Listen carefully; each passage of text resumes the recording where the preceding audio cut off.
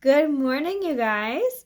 So, in today's video, I'm going to be giving you my favorite tips, tricks, hacks, everything you need to know, fun little tidbits about essential oils, and also if you plan to be a DIYer with your essential oils, I'm going to give you my favorite recipes and just a list of ingredients and supplies that you'll want to have on hand if you want to do DIY projects.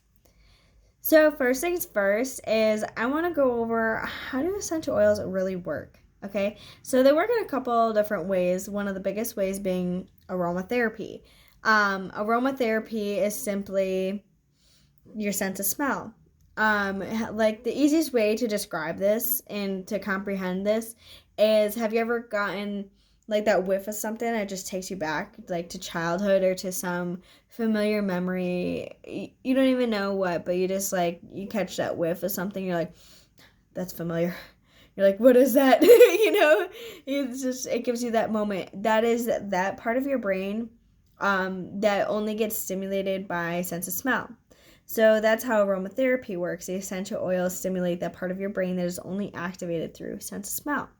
Another way that essential oils work is essential oils have frequencies, just like everything has frequencies. You have a frequency, even. So that's frequency is the same concept, the same key concepts behind lots of holistic practices, such as like crystals. Crystals have frequencies.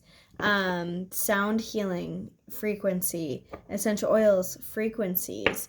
The whole idea behind it is to give off a frequency, to hold the frequency, hear the frequency, smell the frequency, apply the frequency, and get your body to match that frequency. So with that being said, another fun little tidbit is if an oil comes from a deep-rooted plant such as a tree, it will be a grounding frequency. If an oil comes from a fruit or something where you'd have to reach up and pluck it off, it's going to be an uplifting frequency. So I thought that was a fun little fact that everybody should know. Another fun fact about essential oils is that if you absolutely hate the smell of an essential oil, a specific one, that is actually an indicator that your body may need that essential oil.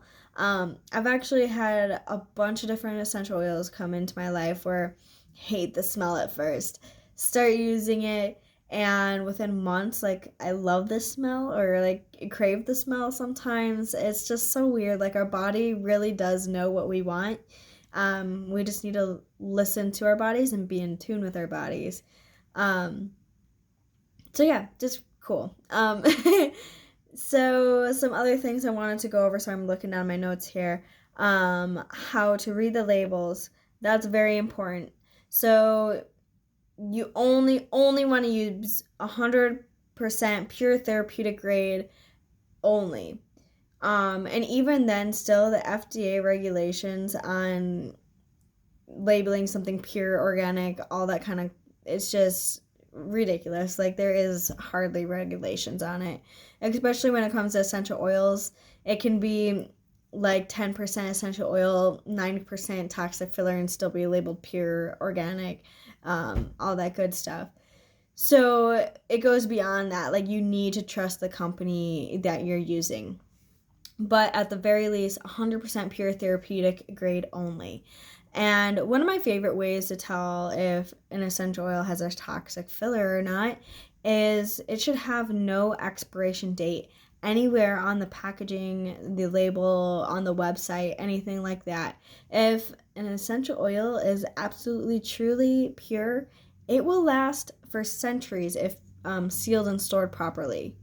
So again, there should be no expiration date. If there's an expiration date, that's the filler that's in there. It's not the essential oil. So on your essential oil bottles here from Young Living, you'll see something here called, this is called your batch number. And this will actually give you an option to track down this bottle of oil to the very plot that the seed was sprouted in. So that's cool. It's kind of like a tracking number on your bottle. Also, whenever you get a Young Living essential oil, I recommend to read the label entirely. If you peel it open, you're going to get all the dilution instructions and everything that you need to know about that essential oil right there. A good rule of thumb for dilution is just to dilute everything 50-50. If you don't know off the hand, it's not going to make the oil any less effective or anything like that. You're just going to be really saving yourself some money and making the oil last longer. But yeah, also another thing I wanted to go over, a couple quick things. Some people get confused. Oh, I got a lemon oil and a Vitality and a lemon oil, and this one is labeled for topical and aromatic use only. It is the exact same quality oil, different labelings to satisfy the FDA or the FDA. But yeah, same exact oil, different labels. Say no more. Also, the difference between these essential oils is the size, obviously. So essential oils come in two different sizes. We have a 5 milliliter that gets 85 to 100 drops. And then there's also the 15 milliliter, the big one. This gets about 250 to 300 drops. So you can see that these little bottles are going to last you quite some time.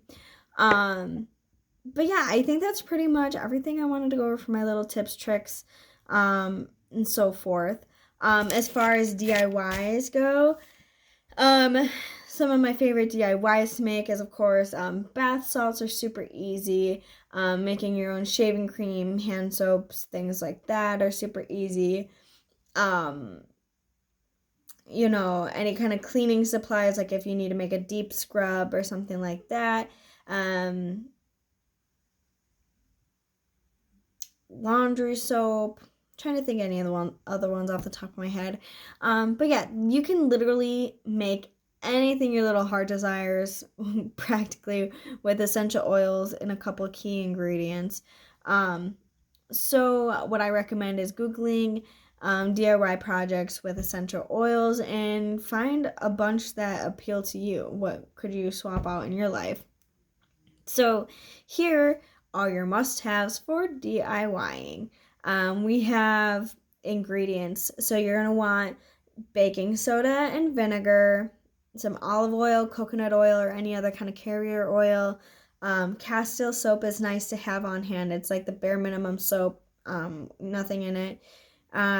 Witch hazel or rubbing alcohol. Distilled water, of course. Some washing soda if you wanted to do any laundry detergent or anything like that. And then some kosher salt and or Epsom salt is great to have on hand for any bath salts. And then we have like the supplies that you're going to want to have on hand. Mason jars, oh my gosh, mason jars. Save your mason jars.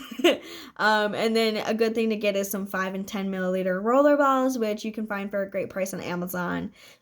All these containers you can find on Amazon for a pretty good price.